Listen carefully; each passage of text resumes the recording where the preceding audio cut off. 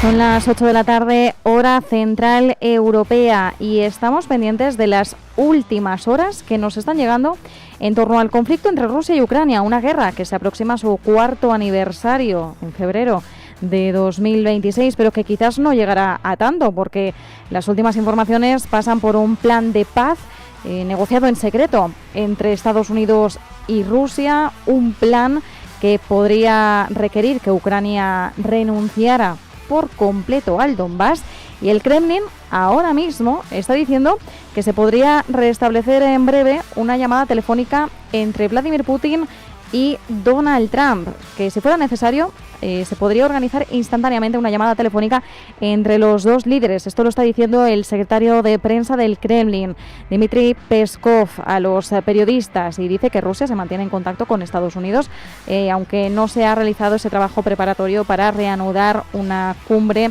Trump-Putin como la que en su día se frustró en Budapest. Bien, pues es momento de repasar esta actualidad internacional con el foco, como decimos, en Rusia y Ucrania, y en ese plan en el que Estados Unidos está promoviendo un acuerdo muy similar al de la Franja de Gaza. Incluiría, como decimos, la renuncia al Donbass, según apunta el Financial Times. Esta misma semana podría alcanzarse ese marco común para llegar a un acuerdo. Estefanía Muniz. Un plan de paz de 28 puntos, más sesgado hacia Rusia y elaborado por funcionarios estadounidenses y rusos, que exigiría a Ucrania ceder el control total de la región del Donbass y reducir a la mitad el tamaño de sus fuerzas armadas, según apuntan en exclusiva desde el Financial Times. El plan también exige que Ucrania abandone categorías clave de armamento e incluiría la reducción de la asistencia militar estadounidense. Asimismo, estipularía que el ruso sea reconocido como idioma oficial del Estado en Ucrania y otorgaría estatus oficial a la rama local de la Iglesia Ortodoxa rusa. Además, Kiev dejaría de recibir armamento occidental de largo alcance capaz de penetrar profundamente en territorio ruso, y no se permitiría la presencia de tropas extranjeras en territorio ucraniano. El enviado especial del presidente Trump, Steve Witkoff, presentará el plan a Kiev esta semana. De hecho, 2 oficiales del ejército estadounidense habrían llegado a Kiev esta semana en un viaje no anunciado. Tienen previsto reunirse con líderes militares ucranianos, líderes económicos y el presidente Volodymyr Zelensky a partir de hoy miércoles. A pesar de que los parámetros incluían cuestiones que Ucrania considera desde hace tiempo como líneas rojas, Witkoff pretendía que el presidente ucraniano los acepte. El enviado ruso, Kirill Dmitriev, ha declarado en Axios que las conversaciones le resultan alentadoras, si bien Ucrania y sus aliados europeos aún no han manifestado su respuesta. Y mientras...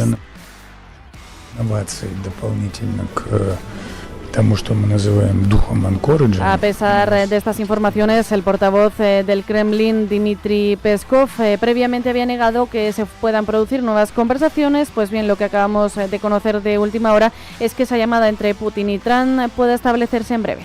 Y mientras, con quien sí se ha reunido hoy Zelensky es con el presidente de Turquía, con Recep Tayyip Erdogan, para intentar impulsar las conversaciones de paz en Ankara. Zelensky califica la reunión de productiva tras la comparecencia conjunta y ha anunciado que Kiev desea reanudar también los intercambios de prisioneros con Moscú. Por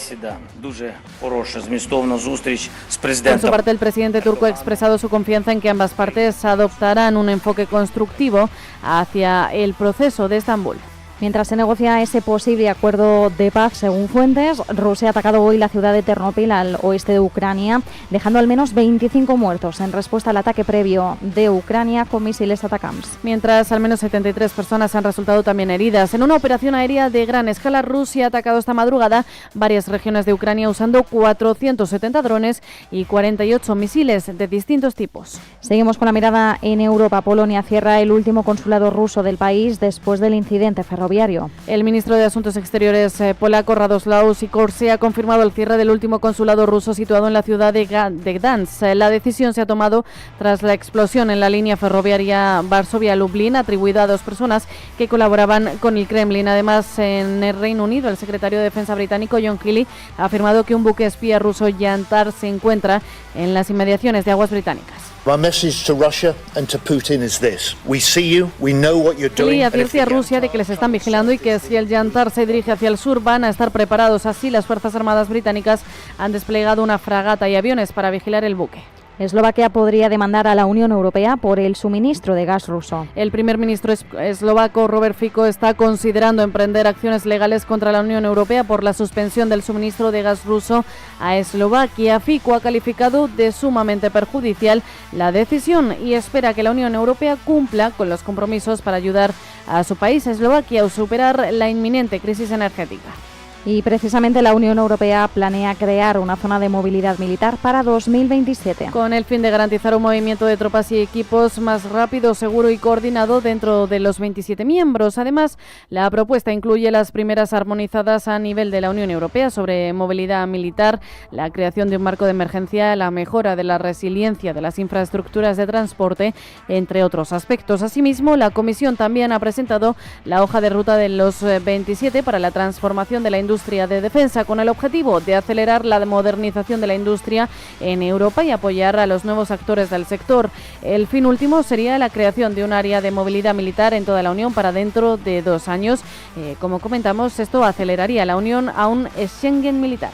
Y nos vamos hasta la comparecencia que ha terminado hace unos instantes del presidente Donald Trump en el Foro de Inversión Estados Unidos-Arabia Saudí.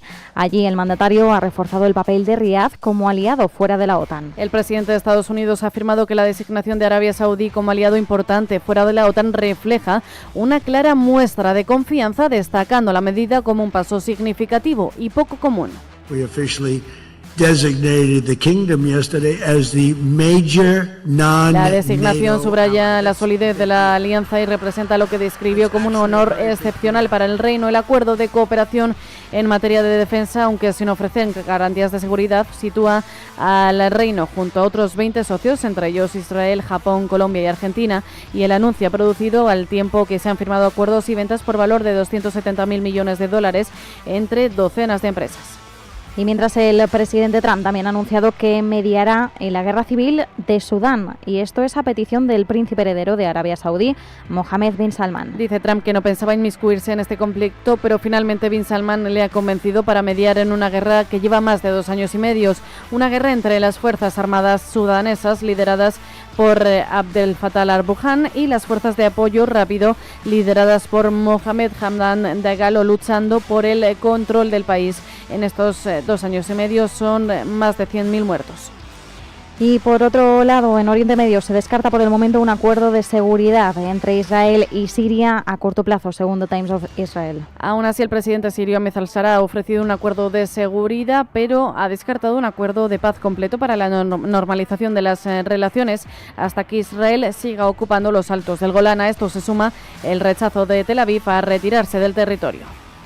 Mientras tanto, las fuerzas de defensa de Israel siguen con los ataques en la línea amarilla en el norte de Gaza. Además, el ejército israelí vía X ha explicado que sus tropas en el Comando Sur permanecerán estacionadas de conformidad con el acuerdo de alto el fuego y continuarán operando para eliminar cualquier amenaza inmediata. También Tel Aviv ha confirmado que está atacando varios emplazamientos de infraestructura terroristas de Hezbollah en el sur del Líbano. En Asia, China está preparada para responder si Japón no ratifica sus declaraciones sobre el estatus de Taiwán.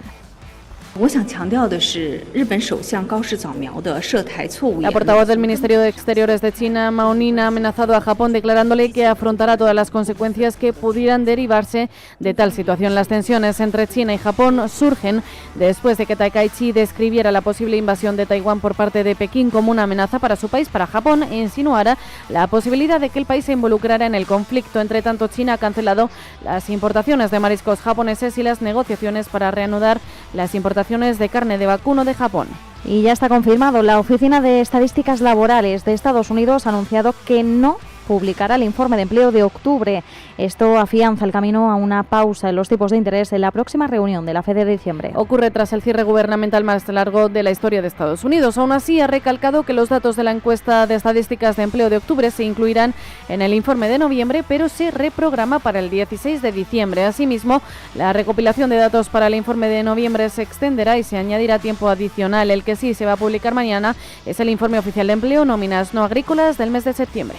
Y efectivamente cada vez vemos menos probabilidades o menos expectativas de un nuevo recorte de tipos de interés por parte de la FED en la última reunión del año, en diciembre, y así lo dejan entrever sus minutas que se acaban de publicar, las actas de la FED de la última reunión, la que tuvo lugar entre el 28 y el 29 de octubre. El 29 de octubre anunció un nuevo recorte de tipos. En ese momento fue el segundo recorte consecutivo. La mayoría de los miembros del comité acordó reducir los tipos de interés en 25 puntos básicos y solo 2 votaron en contra. Por un lado, el gobernador Stephen Miran, nombrado recientemente por el presidente Trump, él quería una reducción mayor de 50 puntos básicos, y por el otro extremo tenemos a Jeff Schmidt, presidente de la Fed de Kansas, que se mostró a favor de mantener los tipos sin cambios. Bien, pues en esas actas muchos funcionarios de la Fed dijeron que probablemente sería apropiado mantener los tipos de interés estables durante el resto de 2025, y esto borra de un plumazo las expectativas de un recorte en el mes de diciembre. Es más, algunos responsables también tuvieron dudas respecto a la reducción de 25 puntos básicos que ya salió adelante en octubre, y muchos sugerían que según sus perspectivas económicas probablemente sería apropiado mantener el rango objetivo sin cambios durante lo que queda de 2025.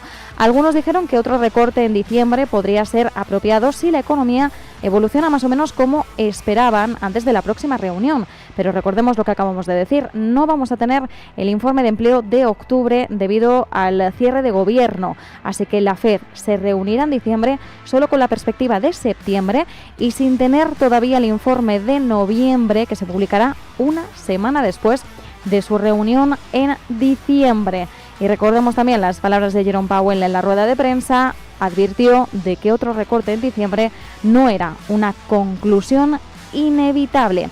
Mientras tanto, también seguimos en clave de política monetaria. Donald Trump ha criticado duramente a Jerome Powell, al actual presidente, y ha comparado su trabajo con jugar al golf, excepto el día de la reunión de política monetaria. Insinúa Trump que trabajar en la Reserva Federal es el empleo más fácil del mundo. Dice, pasas 28 o 29 días al mes jugando al golf y luego das un breve discurso ofreciendo, según él, información errónea. Durante su intervención en el foro de inversión en Estados Unidos, Arabia Saudí, el presidente estadounidense también ha afirmado que Powell debería ser demandado por aprobar el proyecto de construcción del edificio de la FED de 4.000 millones y que le encantaría despedirlo por ser sumamente incompetente. En clave de economía estadounidense, el déficit comercial se ha reducido a 56.900 millones de dólares en agosto. Una reducción con respecto al déficit comercial revisado de 78.200 millones de dólares registrado en julio, según la Oficina del Censo y Análisis Económico. En cuanto a las exportaciones, han ascendido a 280.800 millones de dólares, mientras que las importaciones lo han hecho a 340.400 millones de dólares. Seguimos con más referencias macro. Las solicitudes de hipotecas descienden un 5,2% en la semana que finalizó el 14 de noviembre. Además, según la Asociación de Banqueros Hipotecarios, la tasa de interés medio de los contratos de hipotecas a tipo fijo a 30 años aumentan un 6,34%. Por último, las reservas de petróleo crudo de Estados Unidos disminuyen en 34 millones de barriles. La semana que finalizaba el 14 de noviembre, aún así, según la Administración Energética, alcanzan los 424,2 millones de barriles al finalizar la semana.